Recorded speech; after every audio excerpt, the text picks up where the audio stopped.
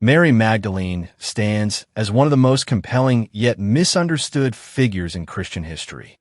Her story weaves through the Gospels and Orthodox tradition as a woman transformed by Christ's power, present at his crucifixion, and honored as the first witness to the resurrection. This narrative reconstructs her life from biblical accounts and Orthodox patristic tradition, separating historical truth from later medieval accretions. Early life and healing. Mary came from the small fishing town of Magdala on the western shore of the Sea of Galilee, between Capernaum and Tiberias. In the first century, Mary, Miriam, was the most common Jewish name for women, necessitating her identification by her hometown. The Gospels tell us that Jesus cast out 7 demons from Mary, a detail mentioned both in Luke 8 verse 2 and Mark 16 verse 9. The Orthodox tradition holds that before her healing, Mary led a sinful life, though this shouldn't be conflated with the later Western notion of her as a prostitute, an identification Pope Gregory I made in 591 without biblical basis. The 7 demons likely indicate severe physical or psychological suffering rather than moral failings.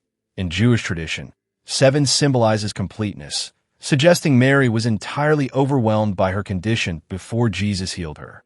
This dramatic liberation forged an unshakable devotion in Mary, who would follow Jesus to the end, disciple and supporter of Jesus' ministry. After her healing, Mary became part of Jesus' inner circle of followers.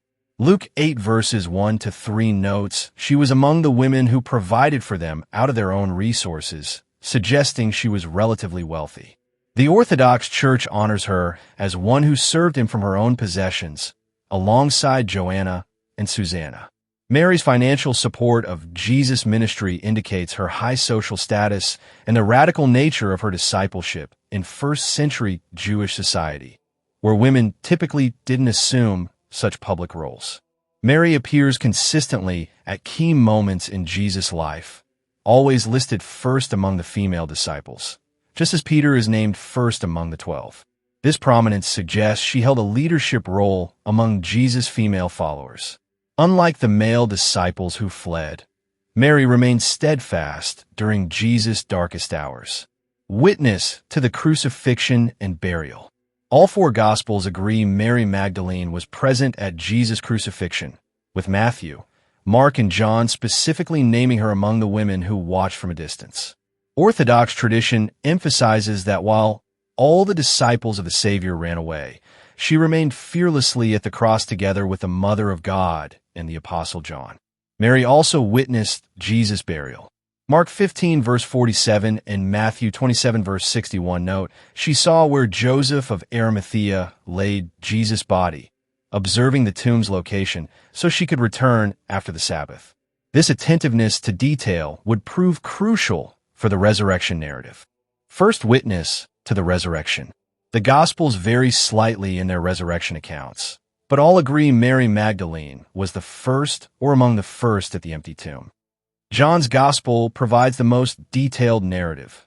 Mary came to the tomb while it was still dark on Sunday morning, found the stone rolled away, and ran to tell Peter and John. After they left, Mary remained weeping outside the tomb, where she encountered 2 angels and then Jesus himself. At first, Mary didn't recognize the risen Christ, mistaking him for the gardener. But when Jesus spoke her name, Mary, she instantly knew him, crying, "Rabboni," teacher. Jesus then commissioned her, "Go to my brethren and say to them, I am ascending to my Father and your Father, to my God and your God."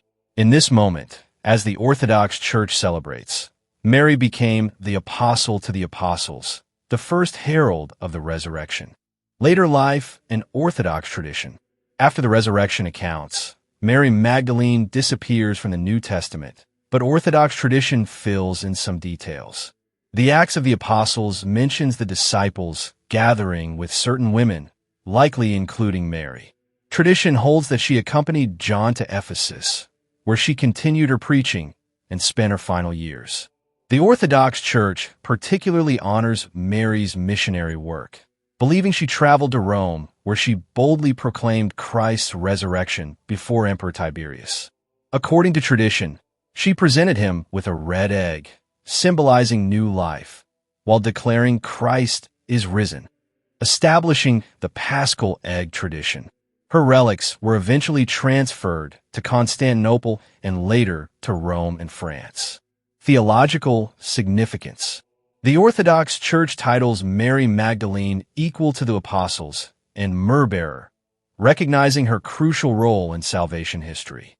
Unlike later Western depictions that conflated her with other biblical women, Orthodoxy has consistently honored her as a virtuous disciple and apostle. Her story exemplifies complete transformation, from bondage to freedom, from despair to joyful witness. As the first to see the risen Lord and the first commissioned to share the good news, Mary Magdalene stands as a model of faithfulness, courage, and evangelism for all Christians.